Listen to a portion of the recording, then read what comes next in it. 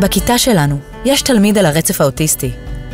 הוא חכם ויש לו המון ידע, אבל לפעמים קשה לו להישאר מרוכז בנושא השיעור. לפעמים, במהלך השיעור בכיתה, אני רואה שקשה לו, ושהוא לא רגוע. זה מפריע לכל הכיתה, ומקשה עליי להעביר את השיעור. הוא גם כישרוני, והילדים מתעניינים בציורים שלו, אבל אני רואה שלרוב הוא לבד. לא מתחבר עם ילדים אחרים. כל כך רציתי לעזור לו, אבל לא ידעתי איך.